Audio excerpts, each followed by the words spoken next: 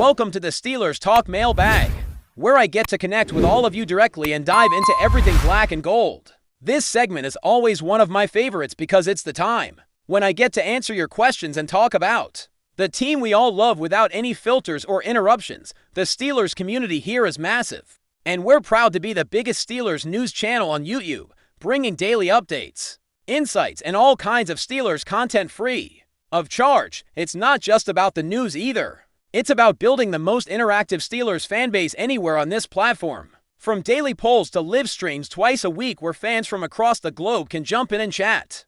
This channel is your go-to spot for all things Steelers. One of the first questions that caught my attention came from Justin Yankuski, who asked whether Aaron Rodgers could actually help the Steelers' defense during training camp and practices by exploiting their weaknesses.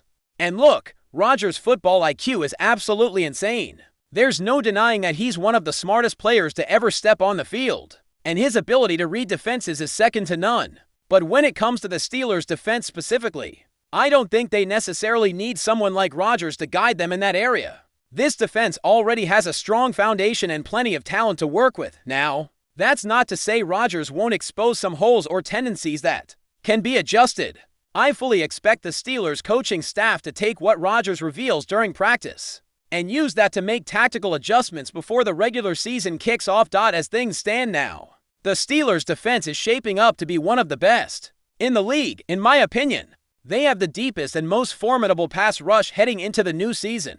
The linebacking cores look solid with Patrick Queen and Ton Wilson, and their safety package this year, featuring Minkah Fitzpatrick, Deshaun Elliott, and Juan Thornhill, is something I'm genuinely excited about. The defense's ability to mix coverages and pressure will keep opposing offenses on their toes. And on top of that, their quarterback room is looking better than it has in recent years. Aaron Rodgers brings not just skill, but veteran leadership and savvy that can elevate the whole team. I'm really looking forward to watching this defense play and see how all these pieces come together on game day. Now, moving on to a super chat from Stryker, who believes the Steelers have a real shot at upsetting the league's top teams this season, especially because they're flying under the radar. He asked if Roman Wilson could step up even if the team doesn't bring in another new wide receiver. This one's tricky because Roman Wilson is still largely a mystery in an NFL context.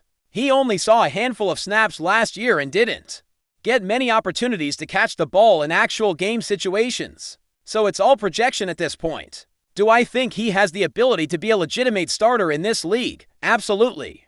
He reminds me a lot of Randall Cobb with his physical skills and style of play. And given that Aaron Rodgers really liked playing with Cobb out of the slot, Wilson could fit perfectly if he's able to seize the opportunity. Whether he becomes a key piece will depend on his development in practice and the preseason. The Steelers could still bring in another wide receiver before training camp, so there's a lot to keep an eye on. But for now, Roman Wilson is a player with potential, and I'm rooting for him to make a significant impact. I want to throw this one to you all. Do you think Roman Wilson will score 5 or more touchdowns in 2025? Or will he fall short of that mark? Drop your over or under predictions down in the comments. This kind of fan interaction really fuels the channel, and I love hearing what you think. Another interesting question came from Shaker Hand, who raised the point about the NFL becoming more offense-oriented. He mentioned rule changes like the Belichick-Manning show drop tackle rule, and asked whether there's still room for teams to focus on defense and game management, like the Steelers historically have. The short answer is yes, there absolutely is, but it's important to understand that in today's NFL, you can't win a Super Bowl with a bad offense. The Steelers have shown in recent years that having a great defense isn't enough if the offense struggles. For several seasons, they had defenses that could keep them in games, but offenses ranked near the bottom of the league meant their playoff chances were slim. To truly compete, a team needs at least an above-average offense along with a strong defense. Take the Philadelphia Eagles last season as a prime example. Their Super Bowl win was built on an elite defense combined with a ground-and-pound running game and competent quarterback play that made the passing game efficient. The Steelers appear to be moving toward a similar model, focusing on building a complete team that can control the clock and play solid defense while leaning on Aaron Rodgers as a capable leader at quarterback. The offensive line and young players like Caleb Johnson have the potential to boost the run game significantly this year, and if they add another wide receiver alongside DK Metcalf, their passing game could take a huge step forward. The goal here seems to be not to rely solely on an elite quarterback, but to build around a competent one. Much like the Eagles did, whether that approach pays off remains to be seen. But the pieces are there for the Steelers to be competitive. One fan, Offsides, Edit, asked what Darius Slay might think if the Steelers somehow acquired Jalen Ramsey. There's been some chatter about trading picks to bring Ramsey and even Tyreek Hill to Pittsburgh in a blockbuster deal, which would absolutely blow the roof off this channel with excitement. But realistically, a trade for Ramsey alone might involve something like a 5th-round pick from a defensive standpoint. Adding Ramsey would likely be a net positive for the Steelers, since most defenses, including Pittsburgh's, spend a lot of time in nickel formations with 3 cornerbacks on the field. Having Slay, Joey Porter Jr., and Ramsey all playing together is feasible. Ramsey would slot in as the nickel corner, with Slay and Porter Jr. handling outside duties and base to cornerback sets.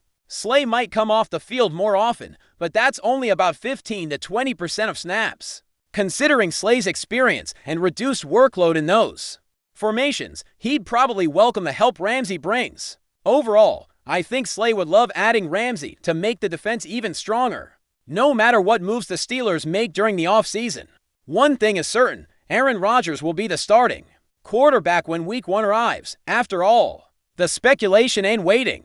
The veteran signal caller is finally stepping onto the field in black and gold. There was also a question about whether Zach Frazier could make the Pro Bowl this year. In my view, Frazier is one of the top 5 centers in the league and poised to take his game to another level in his second season. He's likely to be the anchor of the Steelers' offensive line for years, and that stability in the middle is crucial for the offense's success. Pittsburgh fan for 112 asked about the team's salary cap situation, wondering if the front office is waiting on T.J. Watt's contract before deciding on signings like wide receivers, tight ends, or cornerbacks, including names like Amari Cooper, Jonnu Smith, and Jalen Ramsey. The reality is, if the Steelers trade for Ramsey, his contract is mostly set and would add about $6 million to the cap this season.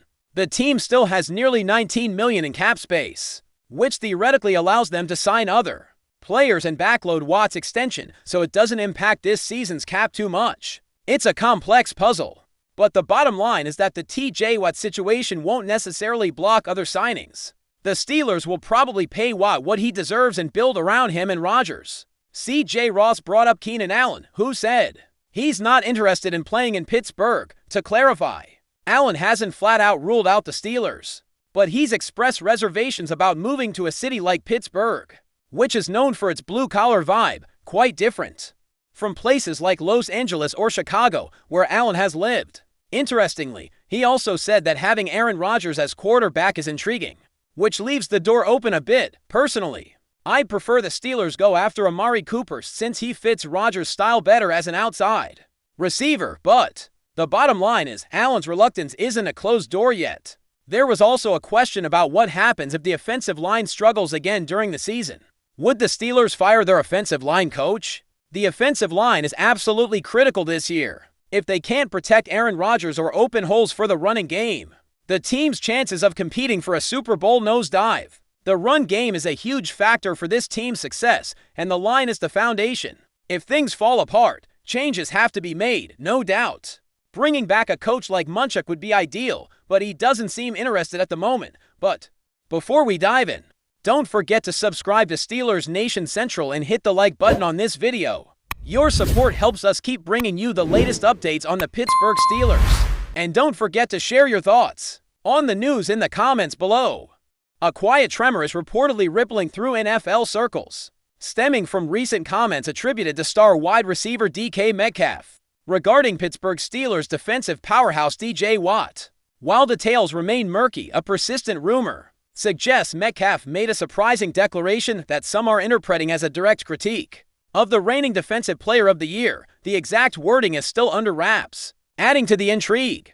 But the buzz indicates Metcalf's statement challenged the perception of Watt's leadership or overall impact beyond his prolific sack numbers. This alleged critique has ignited speculation among fans and analysts alike, begging the question, is there a growing rift within the Steelers' locker room? Or was Metcalf simply voicing a more nuanced perspective on team dynamics? It's been suggested that the comments, if indeed critical, could relate to the ongoing contract situation surrounding Watt, who is reportedly seeking a new, lucrative deal. Some insiders are even postulating that Metcalf's own recent substantial contract could be a subtle point of contention, leading to a ripple effect in player valuations and expectations. The notion that a prominent defensive player would openly question a defensive stalwart's contributions is certainly unexpected and, if true, could signal underlying tensions. While no official confirmation or direct quote has emerged, the sheer volume of the whispers is enough to suggest that Metcalf's remarks, whatever their true nature, have not gone unnoticed. The NFL offseason is no stranger to dramatic storylines, and this burgeoning rumor has certainly added a compelling new chapter to the ongoing narrative surrounding the Steelers and their star players. Could this be a storm in a teacup or a hint of deeper discord brewing in Pittsburgh? Only time will tell, but for now, the rumor mill is churning and the league is listening. That's it for this update. If you enjoyed the video and want to keep receiving exclusive news about the Pittsburgh Steelers, make sure to subscribe to Steelers Nation Central and give this video a like. We always look forward to hearing your comments and opinions. See you in the next video.